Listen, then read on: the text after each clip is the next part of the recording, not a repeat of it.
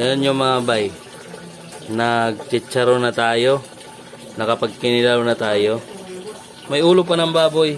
Ganito kabait yung kumpare natin dito, no? Ayaw ko nang banggitin yung pangalan dahil medyo mahihain siya eh. Tingnan niyo yan, no? Karne. Alas 11 na ng gabi. Ayun si Boss Tiago, oh. Boss Tiago, wasak. Ayun, oh. Ito ang mga bay, ang gagawin natin dahil alanganin na siyempre alisin natin to. Masarap to yung utak niya ng yubab. So, pasintabi po sa mga kapatid natin. Pasensya na po, skip na lang po sa video.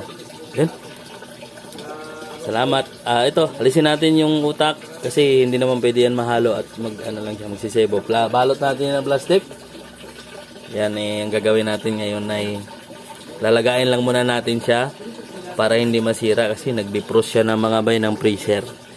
So, kailangan na ito ay maluto. Hindi na pwedeng ibalik sa freezer. Yan mga bay, tandaan natin pag na-defrost na ay naalis na sa freezer, kailangan maluto na. Alisin natin yung utak kabilaan. Tapos ito ay pakuluan lang natin, lagyan lang natin ng asin na para hindi siya mapanis kinabukasan. Tadtarin lang natin yan mga bay, no? Maraming salamat sa blessing Lord at salamat sa kaibigan natin. Makabait. Thank you mga bay. Tadtarin ko lang. Yan ang gamit natin.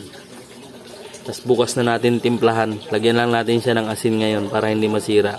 Palambutin, pakuluan. Bukas na ang gulay. Yun. Thank you, bossing. Salamat.